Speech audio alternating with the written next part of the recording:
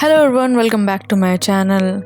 तो ये वीडियो रहने वाला है फॉरगॉटन का हिंदी एक्सप्लेनेशन। जैसे कि हमें पता है, फॉरगॉटन एक हाईली रेटेड मूवी है जो 2017 में रिलीज हुई थी, जिसका जॉनरा थ्रिलर एंड मिस्ट्री है। तो ये सब देख के मैं बहुत एक्साइटेड थी देखने के लिए कि मूवी में ऐसा है क्या। बट मैंने देख तो लिया। देखने के बाद मुझे काफी सैड फील हुआ, क्योंकि मूवी की जो एंडिंग है, मूवी की एंडिंग नहीं, हम बोल सकते थ्रू आउट पूरी मूवी ही सैड है। उसके वजह से मैं सोची थी कि मैं इस पे एक्सप्लेनेशन बनाऊं कि नहीं बनाऊं, बट मैंने डिसाइड किया कि चलो बनाते हैं, कोई बात नहीं। तो बस एक चीज आप दिमाग में रखना कि ये मूवी सैड है। थ्रिलर और मिस्ट्री से ज्यादा ये मूवी सैड लगी मुझे। तो विदाउट वेस्टिंग एनी टाइम चलो शुरू करते हैं फॉरगॉटन का हिंदी एक्सप्लेनेशन। तो ये मूवी की स्टार्ट एक नाइटमेयर के साथ होती है। उस नाइटमेयर में कोई तो किसी को बहुत बुरी तरह से टॉर्चर कर रहा है और वो उसे मानने ही चाहता है कि उसकी आंख खुल जाती है। और जिस लड़के को ये नाइटमेयर आता है उसका नाम है जिन सोक, जो हमारे इस मूवी का मेन लीड है, जिसका रोल कांग हान्यू प्ले कर रहा है। तो गाइस, हमें पता चलता है कि जिन सोक, उसकी मदर, फादर और उसका ओल्डर ब्रदर एक न्यू घर में शिफ्ट होते रहते हैं। तो जिस वक्त जिन सोक की फैमिली और जिन सोक उस न्यू घर में शिफ्ट होते हैं, उस टाइम में जिन सोक की एज होती है 21 ईयर ओल्ड और उस दिन की डेट होती है 5 मई 1997। तो इंट्रोडक्शन में जिन सोक बताता है कि उसका जो बड़ा ब्रदर है वो उसकी लाइफ में कितना बड़ा रोल प्ले करता है, वो उसे कितना एडमायर करता है और वो उसके लिए सब कुछ है। और उसके बड़े ब्रदर को एक प्रॉब्लम है। जिन सोक बताता है कि 1 साल पहले कार एक्सीडेंट की वजह से उसका जो बड़ा ब्रदर है यूसोक, उसके पैर में प्रॉब्लम हो जाती है, जिसकी वजह से वो लेफ्ट लेग से लिम्प करके चलता है। तो ये इंट्रोडक्शन होने के बाद जब जिन सोक और यूसोक एक घर में शिफ्ट होते हैं जो काफी बड़ा होता है, जिसमें 2 ऊपर रूम होते हैं, एक जिनसोक के लिए और यूसोक के लिए। बट अपेरेंटली जिनसोक और यूसोक को फिलहाल एक रूम शेयर करना पड़ता है, क्योंकि जो एक सामने रूम होता है जिनसोक और यूसोक के रूम के सामने, वो लॉक होता है फॉर सम रीजन जो पता नहीं है। तो जिनसोक का फादर बोलता है कि प्रीवियस हाउस ओनर जो था, जो इस घर में पहले रह रहा था, उसका कुछ तो सामान रखा हुआ है उस रूम में और उस ओनर ने बोला है कि वो कुछ महीनों में आके सामान लेके चले जाएगा, बट उस रूम में भूले से भी एंटर नहीं करना है, उसका फादर यूसोक और जिनसोक को बोलता है। सो दिस इज वाई जिनसोक और यूसोक को फिलहाल for a time being room share करना पड़ता है। तो शिफ्टिंग कंप्लीट होती है और जिनसोक और उसकी पूरी फैमिली डिनर करने के लिए बैठती है और उस दिन काफी बारिश होती है। तो गाइज, हम बोल सकते हैं कि इस मूवी में हर चीज जिनसोक के पर्सपेक्टिव, मतलब उसके पॉइंट ऑफ व्यू से दिखाई गई है। तो गाइज, उन लोग जब डिनर करने के लिए बैठते हैं, जब वो लोग डिनर करते ही होते हैं, उतने में वो जो छोटा रूम लॉक होता है, ऊपर से बैंग करने की आवाज आती है। तो जिनसोक अपने फैमिली मेंबर से पूछता है कि उन लोग को कोई आवाज नहीं आई वो छोटे वाले रूम से। तो उसके पेरेंट्स और उसका ब्रदर बोलता है कि कोई आवाज नहीं आई, हो सकता है बिजली कड़कने की आवाज आ रही हो, और ये चीज बोल के वो लोग डिसमिस कर देते हैं। बट वो आवाज फॉर श्योर छोटे रूम से ही आती है जो जिनसोक को लगता है। और गाइस, हमें मूवी के स्टार्टिंग में ही पता चलता है कि जिनसोक एक दवाई खाता होता है उसकी एंजाइटी कंट्रोल करने के लिए। तो कुछ टाइम पास होता है। एक रात मिडनाइट में जब यूसोक सो गया होता है और जिनसोक अपने टेप रिकॉर्डर में कुछ सुनता होता है, उस टाइम पे जिनसोक को फिर से सामने के रूम से खसकाने की और बैंगिंग नॉइज आती है। तो हिम्मत करता है और डिसाइड करता है कि वो देखेगा कि रूम के अंदर है क्या। जिनसोक अपना बेड से उठता है और वो रूम तक जाके लॉक पे हाथ ही रखता है। उतने में यूसोक आ जाता है और वो उसे रूम खोलने से रोकता है और वो बोलता है कि वो रूम उसे नहीं खोलना है, कुछ भी हो जाए। और यूसोक उसे रोकने के बाद जिनसोक को बोलता है कि बाहर फ्रेशर खाने जाते हैं, इवन तो उस दिन बहुत तेज बारिश होती है। तो इतनी तेज बारिश होने के बावजूद यूसोक जिनसोक को बाहर लेकर चले जाता है फ्रेशर खाने। तो यूसोक जिनसोक को इतनी हैवी रेन में एक हिली माउंटेन टाइप जगह पे लेके आता है, एरिया के ऊपर के साइड, ताकि उसका माइंड फ्रेश हो। और फिर सडनली यूसोक को उसकी मदर का कॉल आता है और वो उसे घर में बुलाती है। तो यूसोक उसे बोलता है कि उसको 5 मिनट भी नहीं लगेगा, तो यहीं खड़े रहे, मैं जो भी काम है घर पे देख के आता हूँ। जिनसोक उसे बोलता भी है कि इतनी रात हो रही है, मैं घर चलता, बट वो फिर भी उसको बोलता है कि नहीं, तू यहीं खड़े रहे। तो फिर यूसोक अपने घर जाने के लिए निकलता है वहाँ से। बाय दैट टाइम जिनसोक भी वहाँ से निकलता है और स्लो स्लो घर आना रिटर्न होता है, क्योंकि बहुत रात हो रही थी, बेतुकी सी बात है वहाँ खड़ा रहना। तो यूसोक काफी आगे होता है और जिनसोक उसके पीछे पीछे घर रिटर्न आता है। और जब यूसोक घर ही जाता होता है, उतने में कोई आदमी लोग वैन में से निकलते हैं और उसे किडनैप करने का ट्राई करते हैं। बट लकीली जिनसोक जो उसके पीछे आता होता है, वो देख लेता है कि यूसोक को कोई किडनैप कर रहा है। वो भागते हुए आता है, बट वो नहीं बचा पाता है। बट एक चीज अच्छी होती है कि जिनसोक वो जो नंबर प्लेट होती है वैन के पीछे, वो पढ़ लेता है और याद कर लेता है। वो घर जाता है, अपने पेरेंट्स को बताता है और फिर वो लोग पुलिस को रिपोर्ट करते हैं। तो दूसरे दिन जब इन्वेस्टिगेटर्स आते हैं घर पे, वो लोग जिनसोक को बताते हैं कि उसने जो प्लेट नंबर बताया है ब्लैक वैन की, वैसी कोई वैन साउथ कोरिया में एग्जिस्ट करती ही नहीं है। और ये चीज सुन के जिनसोक काफी शॉक हो जाता है और वो बोलता है कि उसने क्लियरली देखा था ब्लैक वैन के पीछे वो नंबर लिखा था। बट उन लोग का आंसर सेम ही रहता है कि ऐसी कोई वैन एग्जिस्ट नहीं कर रही है। और इसी तरह दिन पास होना स्टार्ट होता है। उसकी मदर फादर टेंशन में, वो टेंशन में, बट उसके ब्रदर का कुछ पता नहीं चलता, वो कहाँ गया, उसके बाद क्या हुआ, इन्वेस्टिगेटर्स कुछ नहीं पता कर पाते हैं। तो इन दिनों के बीच में एक रात में जिनसोक की आँख खुलती है और वो सुनता है कि सामने के रूम से वापस से आवाज आ रही है जो लॉक रूम है, और इनफैक्ट इस बार वो देखता है कि वो रूम खोल रहा है और उधर से कोई निकल के आ रहा है। वो ये देख के डर जाता है और अपनी चादर के अंदर अपने आप को रैप कर लेता है। बट थोड़ी देर में जब आवाज आना बंद होती है तो जिनसोक अपनी चादर से निकलता है और बाहर की तरफ देखता है तो उसे देखता है कि डोर बंद है। बट जब वो अपनी मुंडी टर्न करता है उसके ऊपर एक भयानक सी लेडी अटैक करने आती है और फिर अटैक के बाद जिनसोक की आँख खुलती है। मतलब ये भी एक नाइटमेयर है। तो थ्रू आउट मूवी जिनसोक को रेगुलरली दवाई खाते हुए बताया है और उसको नाइटमेयर जैसे उसको कोई मार रहा है और उससे रूम से रिलेटेड नाइटमेयर आते हैं गाइस। तो सडनली 19 दिन के बाद उसका ब्रदर खुद से घर आ जाता है और वो घर आता है तो पता चलता है कि उसके ब्रदर को 19 दिन में क्या हुआ बिल्कुल याद नहीं है। तो सब लोग ये चीज कंसीडर करते हैं कि 19 डेज में उसके ब्रदर के साथ जो भी हुआ उसने उस चीज को एज अ शॉक ले लिया है, इसलिए यूसोक को कुछ याद नहीं कि 19 डेज में हुआ क्या। तो ये चीज जिनसोक मैटर नहीं करता है बिकॉज उसका बड़ा ब्रदर घर रिटर्न आ गया है, इससे ज्यादा उसको और क्या चाहिए रहेगा। बट जब यूसोक रिटर्न आता है उसी के बाद से जिनसोक यूसोक के अंदर काफी स्ट्रेंज चीजें नोटिस करना स्टार्ट करता है। तो फिर कुछ दिनों के बाद जिनसोक आधी रात में नोटिस करता है कि यूसोक अपने घर से निकल के कहीं गया है। और फिर जब सुबह होती है जिनसोक अपनी दवाई खाता होता है एंजाइटी की, बट उसकी जो दवा होती है वो टेबल के नीचे गिर जाती है और वो खा नहीं पाता है। फिर उसके बाद उसका ब्रदर आता है और लोग लंच करने के लिए बैठते हैं। तो जिनसोक उससे पूछता है कि वो कहाँ गया था कल रात को। तो इस चीज के रिप्लाई में यूसोक उससे बोलता है कि वो कहीं पर भी तो नहीं गया था और हो सकता है उसे सपना आया हो। तो यूसोक फुल्ली डिनाई कर देता है कि वो कहीं नहीं गया था। और ये सब कन्वर्सेशन के बाद यूसोक अपना लंच फिनिश करता है और उठता है जाने के लिए। जिनसोक देखता है कि उसके ब्रदर की जो इंजरी थी वो लेफ्ट लेग में थी और फिलहाल उसका ब्रदर जो है वो राइट लेग से लिम्प कर रहा है। तो ये चीज जिनसोक को सस्पिशियस लगती है। अब अपने ब्रदर से पूछता है कि राइट लेग में क्या हुआ है। तो वो इसके रिप्लाई में बोलता है कुछ भी तो नहीं हुआ है। वो फिर से लेफ्ट लेग से लिम्प करके जाना स्टार्ट कर देता है। तो फिर टाइम पास होता है और जिनसोक एक रात को पढ़ते पढ़ते ही अपने डेस्क पे सो जाता है और यूसोक अपनी जगह पे सोता होता है। बट मिडनाइट में यूसोक उठता है और वो जिनसोक के आँख के पास लेड पेंसिल को निकालता है एज इफ वो उसकी आँख में पॉप करने वाला हो। बट लेड पेंसिल उसकी आंखों तक पहुंचे उससे पहले ही निकल के गिर जाती है। तो यूसोक वो पेंसिल वहीं रखता है और मिडनाइट में फिर से बाहर निकल जाता है रेडियो के। बट ट्विस्ट यहाँ है गाइस, जिनसोक उस टाइम पे सोता नहीं होता है, वो खाली एक्टिंग करता होता है और उसे रियलाइज हो जाता है कि उसका ब्रदर उसके आंख में मारने का ट्राई कर रहा था और उसको गुस्से की नजरों से देख रहा था। और ऑफ कोर्स से बात है जिनसोक को ये चीज काफी स्ट्रेंज लगती है और फिर यहीं से वो अपने ब्रदर को यूसोक को फॉलो करना स्टार्ट करता है। जब जिनसोक अपने घर से निकल के यूसोक को चेस करता है, पहली चीज वो ये देखता है कि उसका जो ब्रदर है यूसोक वो लिम्प नहीं कर रहा है, वो नॉर्मल लोगों की तरह चलता है, एक कार में बैठता है और चले जाता है। तो ये चीज देख के जिनसोक भी एक टैक्सी में बैठता है और यूसोक का पीछा करता है। तो जिनसोक यूसोक का पीछा करते करते एक पुरानी सी बिल्डिंग में पहुंच जाता है जहां पर यूसोक जाता है और 2 मेल्स से मिलता है। और ये 2 मेल्स और कोई नहीं गाइज, वो इन्वेस्टिगेटर्स होते हैं जो यूसुफ को ढूंढते होते हैं और जो लोग बोलते हैं कि ऐसी कोई वैन एग्जिस्ट ही नहीं करती है। यस गाइज, यूसुफ उन लोग से मिलने आता है और एकदम बॉसी तरीके से बात करता है, जो देख के जिनसोक एकदम शॉक हो जाता है बिकॉज अकॉर्डिंग टू जिनसोक उसका ब्रदर ना स्मोकिंग करता है ना ही वो बुरी तरीके से बात करता है। तो फिर इससे पहले जिनसोक यूसुफ को और चेस करे, वो जो 2 मेल होते हैं उन लोगों को रियलाइज हो जाता है कि जिनसोक चेस कर रहा है और फिर लोग उसको पकड़ने के लिए भागते हैं। तो फिर जिनसोक पूरा ट्राई करता है कि वो पकड़ा ना जाए, बट इन दी एंड वो लोग जिनसोक को पकड़ ही लेते हैं और बेहोश करते हैं। बट जब वो बेहोश होता है गाइस, वो अपने सुबह डेस्क पे से उठता है जहाँ पर वो पढ़ते पढ़ते सो गया था। तो इससे हमें कंफ्यूज फीलिंग आती है कि जिनसोक सपना देख रहा था या फिर उसने सच में अपने ब्रदर को एक रात पहले चेस किया था। तो जैसे ही उसकी आँख खुलती है वो देखता है कि उसका ब्रदर उसके पीछे सो रहा है बेड पे, और वो जैसे ही देखता है उसके ब्रदर को, वो अपने आप को बाथरूम में लॉक कर लेता है। और वो थोड़ा सोचता है तो उसे रियलाइज होता है कि हो सकता है कि ये जो यूसुफ है वो उसका ओरिजिनल ब्रदर है ही नहीं, बिकॉज वो जब से रिटर्न आया है किडनैप होने के बाद वो जब से ही स्ट्रेंज हरकतें कर रहा है। तो जिनसोक यूसुफ को बोलता है कि तू मेरा ब्रदर है ही नहीं वगैरह वगैरह, और वो दरवाजा नहीं खुलता है। बट इन दी एंड वो दरवाजा खोलता है। तो फिर यूसुफ जिनसोक को पकड़ के बोलता है कि वो उसका भाई है, और यूसुफ उससे पूछता है क्या उसने एक दिन पहले मेडिसिन खाई थी।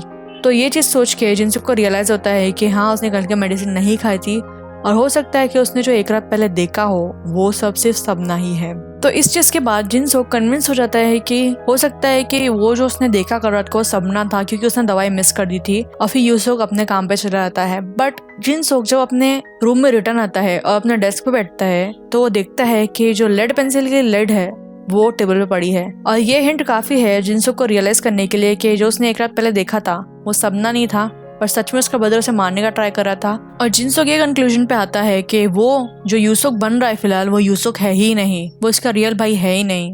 और वो ये सारी चीज अपनी मदर को बता देता है कि जिनसोक में ऐसा ऐसा कुछ स्ट्रेंज चीजें दिख रही है। और उसकी मदर बोलती है कि ठीक है, वो देखेगी इस चीज के बारे में। बट इसी दिन जब थोड़ा टाइम पास होता है, जिनसुक को सुना देता है कि उसकी मदर फोन पे किसी को बहुत कैजुअल लैंग्वेज में बोल रही है कि उसने हमें पकड़ लिया है और उसको पता चल गया है कि तू रियल यूसुक नहीं है। और ये सब चीजें सुन के जिनसुक को रियलाइज होता है कि उसकी फैमिली इंक्लूडिंग उसकी मदर, फादर और यूसुक, उसमें से कोई भी उसका फैमिली है ही नहीं। उसे इस बात का रियलाइजेशन हो जाता है जो उसकी मदर बन रही है वो उसकी मदर है ही नहीं, और उसका ब्रदर भी उसका ब्रदर नहीं है। सून उसकी मदर भी उसका जो रियल सेल्फ है वो रिवील कर देती है। फिर वहाँ से जिनसुक निकल के भागता है, और जब वो निकल के भागता है बहुत सारे लोग उसे चेस करते हैं और इस चीज से कंफर्म हो जाता है कि ये उसकी फैमिली नहीं है। तो फिर आगे होता क्या है, जिनसुक वहाँ से भागता है और फिर एनी हाउ वो पुलिस स्टेशन पहुंचता है और पुलिस ऑफिसर्स को बताता है कि ऐसा ऐसा हुआ है। वो बताता है कि 3 लोग उसकी फैमिली बनने का ट्राई कर रहे हैं और उसके बाद अभी तक उसकी फैमिली बन के ही रह रहे हैं, बट रिसेंटली उसको रियलाइज हुआ है कि वो उसकी फैमिली है ही नहीं। पहली बात तो पुलिस ऑफिसर्स सुन के शॉक हो जाते हैं कि अभी तक कोई इसको कैसे ट्रिक कर पा रहा था और ये अभी तक उन लोग के साथ कैसे रह रहा था। बट जिनसुक बोलता है कि उसे खुद भी नहीं पता कि वो क्यों लोग पर ट्रस्ट कर रहा था। बट इसके बाद जो मेन ट्विस्ट है गाइस, वो इस मूवी का अनप्रेडिक्टेबल ट्विस्ट था। तो फिर पुलिस इसके बाद जिनसुक के रिकॉर्ड्स निकालती है और देखती है कि कहाँ रहता है, जिनसुक के ऊपर कोई केस वगैरह तो नहीं है और उसकी एज क्या है। तो इसके बाद पुलिस ऑफिसर्स जिनसुक की डिटेल्स निकालते हैं और देखते हैं कि वो कहाँ रहता है, उसकी एज क्या है और किस ईयर में वो बॉर्न हुआ है। तो ऑफिसर उसकी डिटेल पढ़ के बोलता है कि अगर तू 1977 में बॉर्न हुआ है दैट मीन्स तो अभी 41 ईयर्स का है। तो जिनसुक ये चीज़ सुन के बोलता है कि नहीं, मैं तो 21 ईयर ओल्ड हूँ। तो पुलिस ऑफिसर हंस के बोलता है कि अगर तू 1977 में बॉर्न हुआ है तो अभी कैसे 21 ईयर ओल्ड हुआ है। तो इस चीज़ का जवाब जिनसुक बोलता है कि अभी 1997 चल रहा है इसलिए मैं 21 ईयर ओल्ड हूँ। तो पुलिस ऑफिसर बोलता है कि कैलेंडर में देख क्या डेट क्या चल रही है, और वो देखता है कि फिलहाल ईयर चल रहा है 2017। और ये चीज़ देख के जिनसुक काफ़ी शॉक हो जाता है और अपनी जगह से उठता है और आसपास की चीज़ों को रियलाइज़ करता है। वो देखता है कि लोगों के हाथ में स्मार्टफोन है, वॉल पे एलईडी टीवी लगा हुआ है, और फिर उसको रियलाइजेशन जब हिट करती है वो अपने आप को जाके मिरर में देखता है और सच में वो अपने आप को 41 ईयर ओल्ड देख पाता है। वो अपनी रियल इमेज को देख पाता है गाइस। इससे हमें पता चलता है कि जिनसुक की एज 41 है, इंडीड उसकी फैमिली फेक है। और हम अभी तक जिनसुक को 21 ईयर ओल्ड क्यों देख पा रहे थे, क्योंकि ये मूवी ही जिनसुक के पर्सपेक्टिव से, उसके पॉइंट ऑफ व्यू से बनी है। तो रियलिटी फेस करने के बाद 41 ईयर ओल्ड जिनसुक डिसाइड करता है कि वो अपने घर जाएगा, अपने फेक ब्रदर और पेरेंट्स से पूछेगा कि क्या चल रहा है और उसके साथ ऐसा क्यों कर रहे हैं। तो जिनसुक अपने घर आता है और सबको बुलाता है बट कोई बाहर नहीं निकलता है, और फिर उसे म्यूजिक की आवाज आती है उस रूम से जो लॉक्ड है। वो ऊपर जाता है, वो देखता है कि वो रूम खुला हुआ है और उसके अंदर से कोई म्यूजिक प्ले होने की आवाज आ रही है। तो जैसे ही जिनसुक उस रूम में घुसता है वो देखता है कि 2 डमी जमीन पे पड़े हुए हैं, उसके ऊपर ब्लड है, नाइफ पड़ी हुई है, पूरे रूम में जगह जगह ब्लड है और म्यूजिक प्ले हो रही है एज इफ किसी ने मर्डर सीन को रिक्रिएट किया हो। तो जिनसुक ये देखता तो है बट उसे कुछ समझ नहीं आता कि क्या चल रहा है यहाँ पर। इतने में उसका फेक ब्रदर आता है और बोलता है कि हमारा प्लान था जो फेल हो गया है। उसका फेक ब्रदर उसे बताता है कि 20 साल पहले 20 दिसंबर 1997 को इस घर में, इस रूम में 2 लोगों का मर्डर हुआ था। एक मदर और डॉटर को किसी ने शार्प नाइफ के थ्रू मर्डर किया था और घर में से कुछ चोरी नहीं हुआ था। और ये केस इतना कॉम्प्लेक्स था कि पुलिस इस केस को कभी सॉल्व नहीं कर पा रही थी। तो फिर उन लोगों ने एक इन्वेस्टिगेटर को हायर किए इस केस को सॉल्व करने के लिए और ढूंढने के लिए कि वो मर्डरर है किधर। तो ये जो उसका फेक ब्रदर बन रहा था, ये असलियत में एक इन्वेस्टिगेटर होता है जो इस मर्डर केस को इन्वेस्टिगेट कर रहा होता है। तो 20 साल के बाद और काफी ढूंढने के बाद वो इन्वेस्टिगेटर को एट लास्ट वो जो मर्डरर होता है उस केस में से वो मिल ही जाता है, और ये मर्डरर और कोई नहीं जिनसुक होता है गाइस। तो जब लोगों को जिनसुक मिल जाता है जो रियल मर्डरर होता है, इन्वेस्टिगेटर उसे काफी टॉर्चर करता है जानने के लिए कि उसने क्यों मारा, उसका रीजन क्या था, या फिर उसको किसी ने ऑर्डर किया था क्या। ये सब जानने के लिए उसे काफी टॉर्चर करता है वो। बट जिनसुक सिर्फ एक चीज बोलता है कि उसे कुछ याद नहीं है, उसने कभी भी ऐसा नहीं किया था। तो ये चीज देख के लोगों को रियलाइज होता है कि जिनसुक की जो मेमोरी है वो जा चुकी है, उसे मर्डर के बारे में कुछ याद नहीं है। तो ये देख के इन्वेस्टिगेटर एक हिप्नोटिस्ट को हायर करता है जो क्रिमिनल्स को हिप्नोटाइज करके उन लोग से असलियत बुलवा सकते हैं। और ये हिप्नोटिस्ट और कोई नहीं, जिनसुक का जो फेक फादर बना हुआ था वही रहता है, वही उसको हिप्नोटाइज करता है। तो जब वो उसको हिप्नोटाइज करता है और उससे पूछने का ट्राई करता है कि उसने क्यों मारा और या फिर उस दिन क्या हुआ था, जिनसुक कुछ नहीं बता पाता है और वो मेमोरी को रिकॉल ही नहीं कर पाता है। तो ये देख के हिप्नोटिस्ट डिसाइड करता है कि जिनसुक को वापस से उस टाइम में लेके जाना पड़ेगा जब उसकी लाइफ अच्छी थी।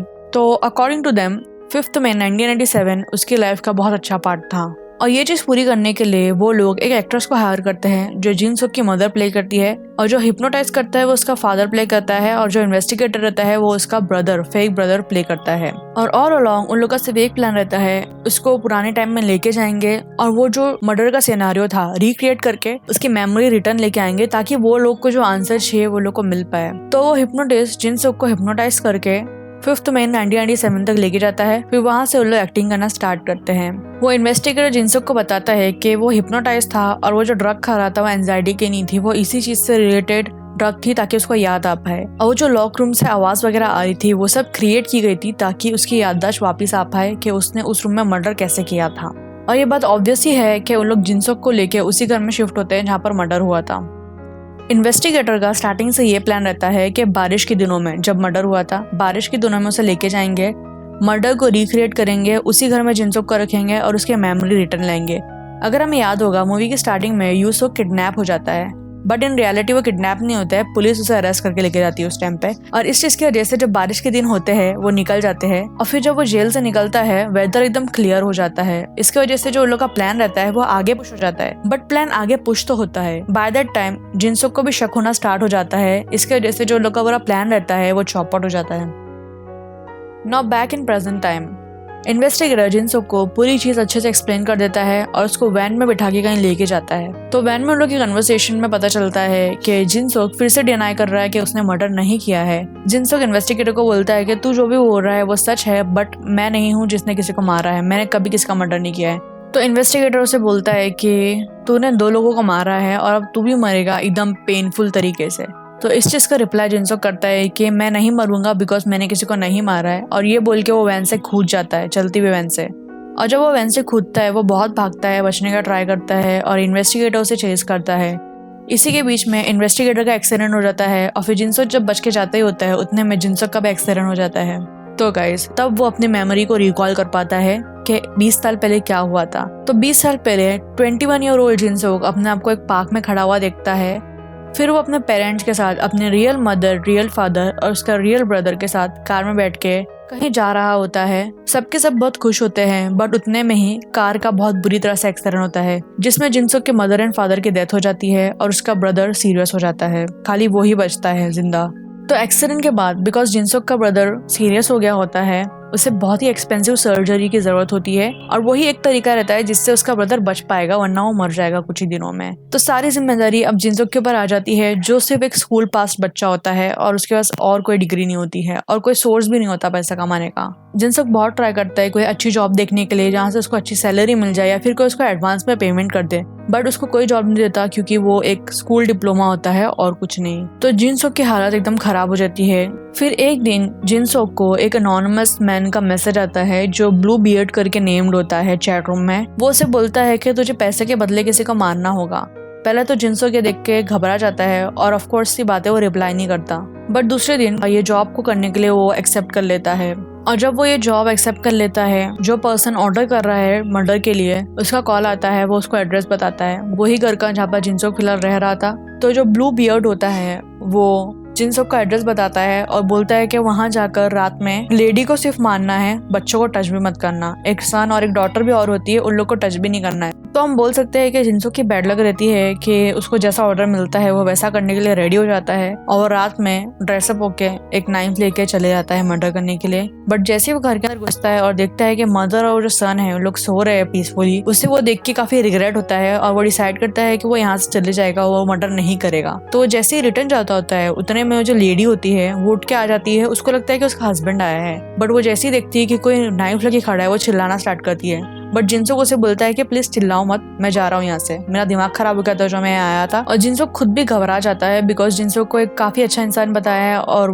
वो खाली डेस्परेट था, उसके वजह से ये सब हो रहा है। तो जिनसुक बस जाता ही होता है, उतने में जो डॉटर होती है लेडी की वो ऊपर से आ जाती है, वो देख के चिल्लाना स्टार्ट करती है और बहुत चिल्लाती है। उसकी मदर और जिनसुक उसे बोलते भी है कि मत चिल्ला, बट वो बहुत चिल्लाना स्टार्ट करती है और वो चिल्लाते हुए अपने बेडरूम में भागना स्टार्ट करती है। और ये चीज देख के जिनसुक भी उसके पीछे पीछे भागता है और उसको बोलता है कि प्लीज मत चिल्लाओ, क्योंकि अगर वो चिल्लाएगी और कोई आ गया तो वो फंस जाएगा, उसको अरेस्ट कर लेंगे, उसकी लाइफ खत्म हो जाएगी। तो जिनसुक भी काफी डर जाता है और वो उसके पीछे पीछे भागना स्टार्ट करता है और उसको बोलता है कि प्लीज मत चिल्लाओ मत चिल्लाओ, बट वो चिल्लाते हुए अपने रूम में जाती है और दरवाजा लॉक करने का ट्राई करती है और जिनसुक दरवाजा रोकने का ट्राई करता है, बिकॉज अगर वो लॉक करके किसी को बुला ली तो इसमें होता यह है क्योंकि जिनसुक दरवाजा रोकता होता है, प्रेशर से दरवाजा पूरा खुल जाता है और जिनसुक लड़की के ऊपर गिर जाता है। और बिकॉज जिनसुक के हाथ में नाइफ होती है, वो जो नाइफ होती है वो उसके स्टमक में स्टैब हो जाती है। तो इससे एक चीज तो पक्का है कि जिनसुक का कोई इंटेंशन नहीं था, जो हुआ वो बस बुरा हुआ। तो इसके बाद क्या होता है, जिनसुक काफी घबरा जाता है, वो उठता है और फिर वो लड़की को बोलता है कि मैं इसलिए बुरा था कि चिल्लाना नहीं चाहिए था। वो लड़की ऑन द स्पॉट शायद बेहोश हो जाती है। उतने में बाय दैट टाइम उसकी जो मदर होती है वो ऊपर आती है और वो चिल्लाना स्टार्ट करती है। अब जिनसुक के पास कोई और चारा नहीं रहता है, वो अपनी नाइफ को लेकर आता है और उसकी मदर को भी स्टैब कर देता है। बट मिजरी यहाँ खत्म नहीं हुई। जब वो नीचे उतरता है तो वो जो लेडी का सन होता है, छोटा सा बच्चा, वो उसको दिखता है और वो पूछता है कि उसकी मदर और सिस्टर किधर है। बिकॉज जिनसुक का एनीवेज कोई इंटेंशन किसी को मारने का नहीं था, वो बच्चे को डाइवर्ट करके वहां से निकल जाता है और फिर वो वहां से जाता है उस इंसान के पास जिसने उसे ऑर्डर दिया था मर्डर करने के लिए। और जब वो जाता है उसे पता चलता है कि जिस पर्सन ने उसे ऑर्डर दिया था मारने के लिए वो लेडी का हस्बैंड होता है। और अपेरेंटली वो जो आदमी ऑर्डर देता है उसकी वाइफ का मर्डर करने के लिए वो डॉक्टर होता है, वही डॉक्टर जो जिनसुक के ब्रदर का ख्याल रख रहा है और जो जिनसुक को सजेस्ट करता है कि उसके ब्रदर को सर्जरी की अर्जेंटली जरूरत है और पैसे की जरूरत है। और ये चीज जिनसुक को रियलाइज होती है कब, जब वो घर में फोटो देखता है, फैमिली फोटो में, और डॉक्टर को देखता है, तब उसे रियलाइज हो जाता है कि वही बंदा है।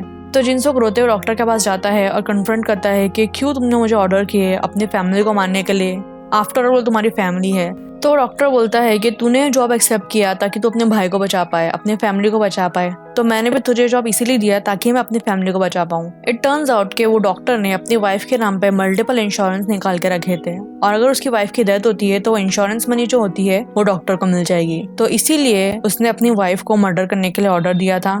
तो डॉक्टर बोलता है कि अब मेरी डॉटर डेड है तो तेरा भाई भी मरेगा और अब तू भी मरेगा। वो ये बोल के जिनसुक को वॉल पे पिन करता है, बट होता क्या है, बाय मिस्टेक डॉक्टर खुद गिर जाता है बिल्डिंग के नीचे। जिनसुक उसे बचाने का ट्राई करता है बट वो गिरता है और उसकी डेथ हो जाती है। और ये सब याद करने के बाद, सारी पेनफुल मेमोरीज को रिकॉल करने के बाद जिनसुक की आँख खुल जाती है हॉस्पिटल में और वो देखता है कि उसके सामने इन्वेस्टिगेटर बैठा है।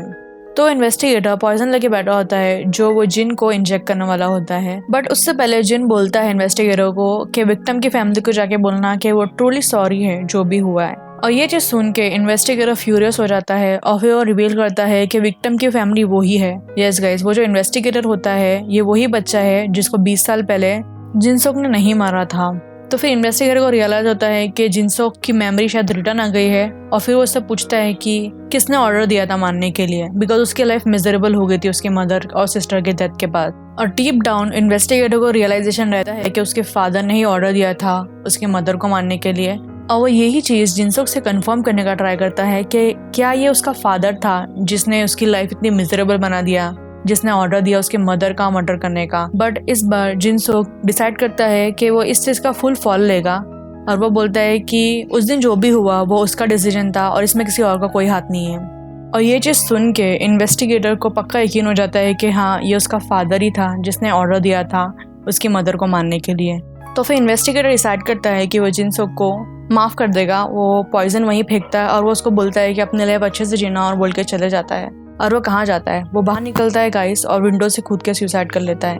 बाय दैट टाइम जिनसुक अपने बेड से उतरता है और वो जो इन्वेस्टिगेटर पॉइजन वहाँ फेंका हुआ होता है वो इंजेक्ट कर लेता है। इसकी वजह से जिनसुक की बेदत हो जाती है।